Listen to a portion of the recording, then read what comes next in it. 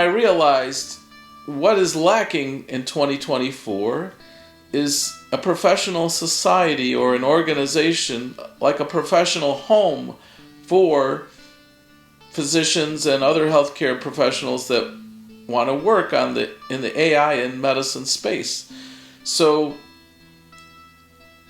I decided to start this not-for-profit organization, which is very similar to, say, the American Heart Association, and to have as our mission to educate doctors, computer scientists, resident doctors in training, medical students in training, anyone that's interested in being in the AI and medicine space. Our organization is a professional home, a society where we can gather and work with each other on improving healthcare worldwide. Welcome to the podcast of the American College of Artificial Intelligence and Medicine.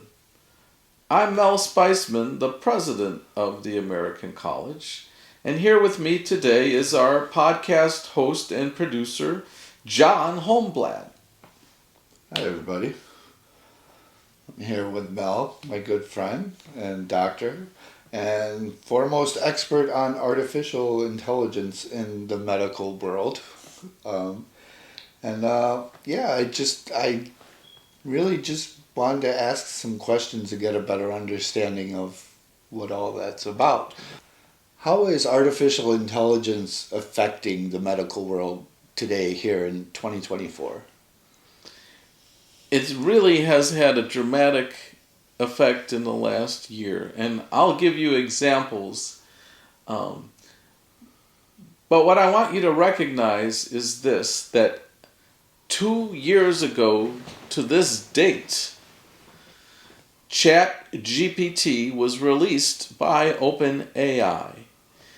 Prior to that time, unless you were like a really expert person in computer applications to medicine, it was under the radar. And when ChatGPT was released to the public, it was transformative, not just in the medical world, but everyone worldwide was trying to figure out, how can I use this large language model to help me in business, in law, in my everyday life? And so, in regards to the healthcare system, I will just say this. Most people feel that where AI is going to be for good, for the benefit of the world, is applying it to healthcare. And prior to 2 years ago, prior to releasing the large language models, AI applications in medicine were there, but were way under the radar, not really known by doctors. Whereas now, AI is at the forefront worldwide of all things, and so, not surprisingly, it has become the focal point in the last 1 year of what is happening in healthcare. Now I've been teaching medical students and residents and attending doctors for 30 years. I'll just tell you this, John, in the last 1 year at the University of Illinois College of Medicine, almost every speaker that was invited to give a grand rounds lecture talked about how AI was being used in their specialty. And we had a scholarly activity day that they've had every year for a long time. The entire conference was about artificial intelligence and how it's used in medicine. The keynote speakers were world-renowned people who are talking about how to use it in radiology. At my national meeting for the organization that I'm a member of, the Internal Medicine Organization, which is called American College of Physicians, the keynote speaker this year was Eric Topol. He's a cardiologist out of Scripps. His keynote address was on artificial intelligence in medicine. Now, I've attended this conference every year for 30 years. This is the first time ever that the theme of the talk was artificial intelligence in medicine. What I'm trying to tell you, John, is that every hospital, every medical center, the entire focus in the last 12 months is how are we going to use or leverage artificial intelligence to make patient care better. And this just literally came out of nowhere, and the driving force behind it is OpenAI's release of ChatGPT. And now that people have this tool at their fingertips, everyone is trying to use it to improve whatever it is that they're doing in their daily lives. But when you're a physician, we're trying to use it to improve patient care. So it's taken over the medical world by storm. I just attended in Orlando the national meeting called AI Med 24. The enthusiasm amongst both physicians and computer scientists and healthcare leaders is so incredible for how we're going to apply AI to patient care. It's the energy level is incredible, and the growth exponentially of publications on this is just so explosive. This week, a JAMA paper got so much attention in terms of AI diagnosing diseases versus a physician. So this is just literally at the forefront, not just of medicine, but of worldwide, of what the discussions are almost on a daily basis. It's awesome. I think as someone who's not in the medical field, professionally or really at all, I think it's good to hear that you guys are utilizing AI as a tool to further progress healthcare and provide better treatment. I mean, because as a normal person, we would think the intersection of AI and the medical field would be limited to people using it to cheat to get into medical school and through medical school. But the fact that you guys are using it even at the top levels as professors and educators is actually really cool. I guess what's your vision for the college as far as that goes with artificial intelligence and medicine? What right? Well, as I got involved with this while I was a professor at the University of Illinois here in Chicago, the College of Medicine.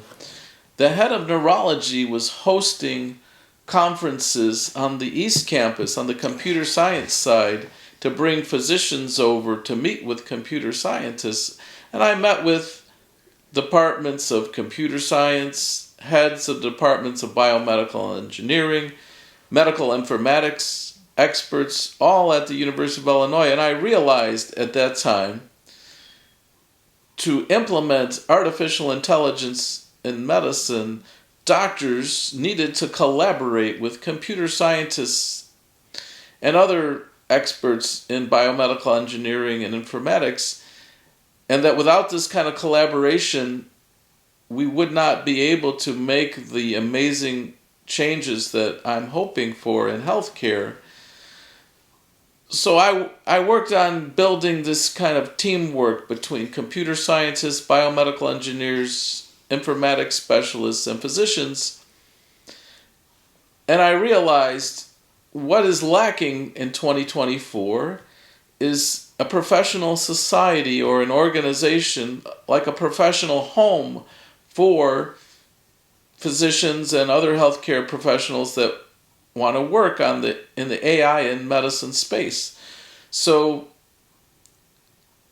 I decided to start this not-for-profit organization, which is very similar to, say, the American Heart Association, and to have as our mission to educate doctors, computer scientists, resident doctors in training, medical students in training, anyone that's interested in being in the AI and medicine space. Our organization is a professional home, a society where we can gather and work with each other on improving healthcare worldwide. So we do most of this interaction virtually via Zoom meetings, but I am planning, as most organizations do, to have a live annual meeting every year in Chicago. So September 20th, 2025, less than a year from now, I'm going to have the scientific session at McCormick Place for the American College of Artificial Intelligence and Medicine, where we'll bring together professors of medicine nationwide who do research in this area with PhD computer scientists, with healthcare leaders, and with anyone who's interested in trying to make healthcare better using AI as a tool. Nice. That's cool. So you think going forward, I mean, this, my perspective, going forward, you see like doctors and surgeons going into procedures with things like the Meta Ray-Ban type things going forward, and then maybe have another colleague that's across the country, like in their ear, talking to them and seeing what they're seeing, and so they can collaborate on treatment and things like that. You see anything like that? You're right, John. I bought the Meta Ray-Ban glasses almost immediately when they were available. So I have a pair that I wear almost every day.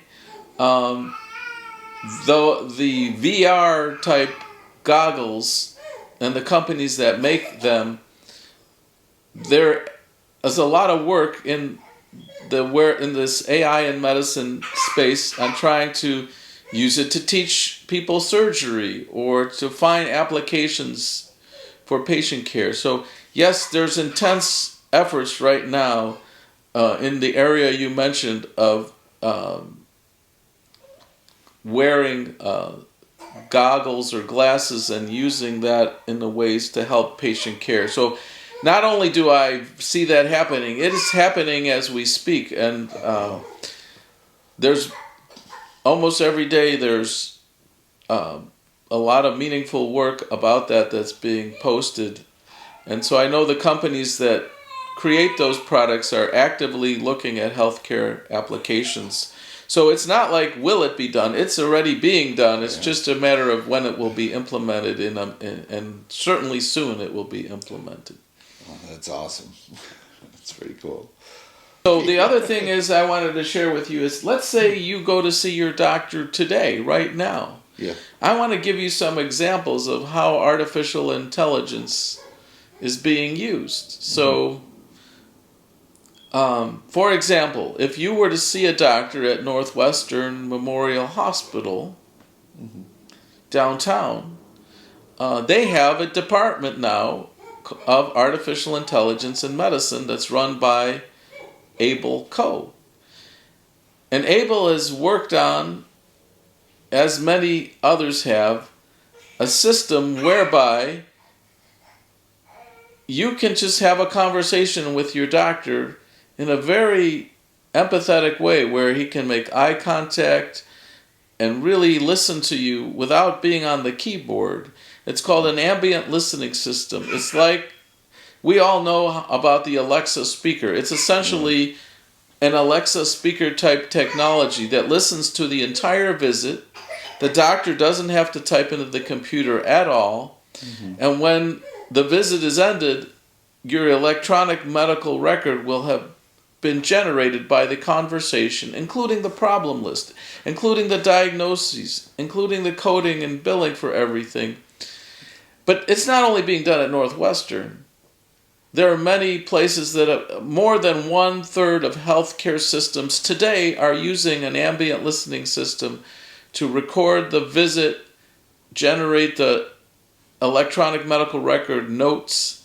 This is already in place. So Rush has connected or has a partnership with a company called Suki, S-U-K-I, that has their own version of this ambient listening system to write the doctor's notes.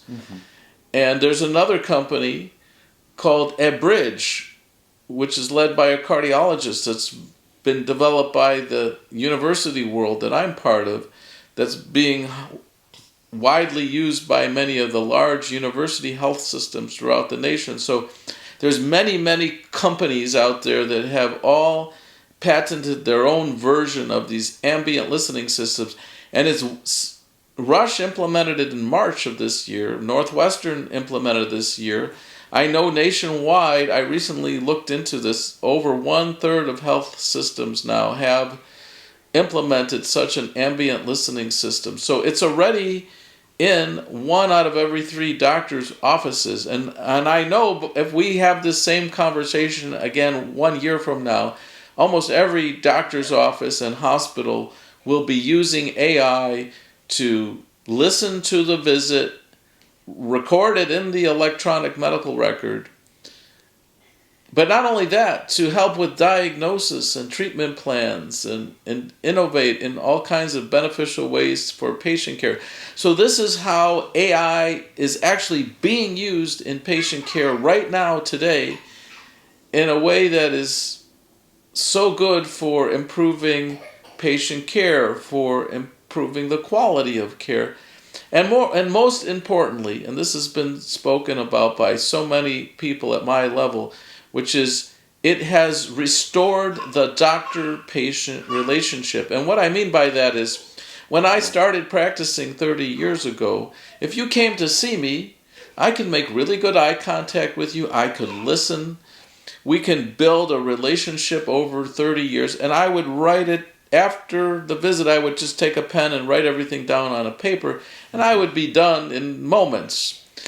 Now, the problem with that, as you already learned today, is you wouldn't be able to read what I wrote, right?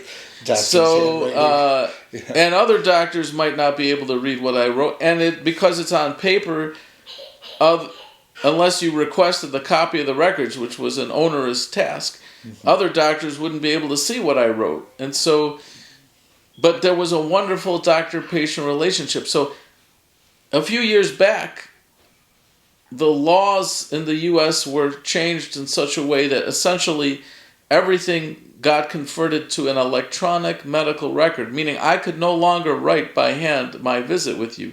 So what we know today is for every 1 hour of patient visits I do, like recently when I was doing patient visits at the University of Illinois Primary Care, I was scheduled 1 patient every 20 minutes, 8 hours a day. That's 24 patients a day. For every 1 hour of patient visits, the human being, the doctor, it requires 2 additional hours on the electronic medical record, typing it all in. That's all. So if you do the math, if I saw patients for 8 hours a day, and I had a 1 hour lunch break, that's 9 hours. That 8 hours requires 16 hours of documentation on a computer. That's more than 24 hours a day. Yeah. So because of this, more than half of physicians are dropping out of patient care or being a doctor because of it's almost humanly impossible in the current model to see 8 hours worth of patients a day and then document 16 hours. So there's something called pajama time, where you drive home, you put your pajamas on, and then you eat quickly a meal with your family, and then you spend the next however many hours till you pass out on the computer trying to type in what the patient told you during the day. And you might not remember every little detail. And so doctors in the last few years have become data entry clerks. And there's no way around this. And so many have quit the medical field because they're unhappy. And I know many that have left healthcare because of, and it's said, we're losing like really talented, brilliant, experienced physicians because of this requirement to do the electronic medical record. So I hope you can see that this AI has essentially solved this. It has restored the doctor-patient relationship. Like, I went to medical school and trained because I want to sit and do this with you and build a relationship, not just solve your diagnosis, but it's a lifelong relationship that we build of trust between you and I. And that has been lost because of this documentation, this keyboard glued to the keyboard. You just see the back of my head as I'm typing away. That wasn't like that a few years ago, but it's how it's become that. And so I honestly believe that this implementation of AI, ambient AI systems for writing the note, will restore the doctor-patient relationship. That's only one example of how AI can be used for healthcare, but that's how it's used today, and you will experience it when you go and see your doctor at Northwestern right now. Now I'm going to be looking for it. It's cool to hear that it's actually assisting you guys so much and making the job easier, more tolerable. You might even be able to see more patients because it's freeing up time and whatnot. I guess the next question I have might be a little controversial, but do you see AI coming into medical at all and having an adverse reaction? Or really what I'm getting at is eliminating jobs, right? Because that's what everyone likes to talk about is AI is going to take over the workforce and people are worried about losing their jobs. What kind of jobs, if it did go that route, could be in danger of John, AI? I love that question. It's a brilliant statement. I'll be right back. There's two parts to that question that I want to answer. So first of all is, our organization is actually listed on our website, and our mission is AI for good. And the reason that we're saying that is, you asked, well, can AI be used in an adversarial way? And of course, AI can be used for bad. That's why our motto, our mission is AI for good. So aside from, that, there's a lot of fear amongst both doctors and the general public about, could AI be harmful? So my answer to that piece is, you need physicians that are scholarly like myself and my colleagues worldwide who are trying to, when we build these AI systems, anticipate the harms and prevent the harms by creating an AI that has already eliminated bias, has eliminated the negative possibilities, that has been tested in a rigorous scientific way for potential harms. And then back to your second point, will it eliminate jobs? What I want to speak to is, when I teach about AI, and by the way, this is my niece. And co-producer. Right, she is the co-producer of the podcast. And her name is Amelia, named after the brave pilot Amelia Earhart, who is a courageous woman who flew planes. Amelia will be hopefully joining us on the podcast throughout the years. So I don't believe that it is going to replace physicians.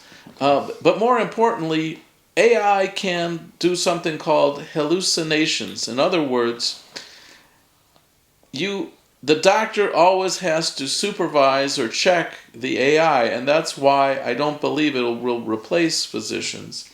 And the reason is that the way AI works, the way large language models work specifically, is they are autocomplete. They are trained on the internet and other whatever data you train it on, by completing the last sentence. So that is how it works. Unless you're like really deep into how AI works, many people are not aware. It's simply an autocomplete. It's trained on the entire internet and scientific data to complete the last sentence of a word. That's how it learns or trains. So if you ask it to do something, say medical, and it doesn't have the answer, it will hallucinate, it'll confabulate information. So that's why it's critical that a doctor always supervises the AI. That's why I tell physicians and computer scientists when I lecture, say at the universities or hospitals, treat AI like it's your medical student. If it writes your note, you have to read every word and check it and correct it before you sign it. Because the doctor would have to sign a student's note. The doctor would have to sign the AI note that I told you about with ambient listening, right? If the AI is reading x-rays, for example, there's a radiologist that's going to oversee that. So the doctor always has to sign their name to everything that's done by a trainee, a student, a resident. AI is like your student or resident. You have to supervise it at all times.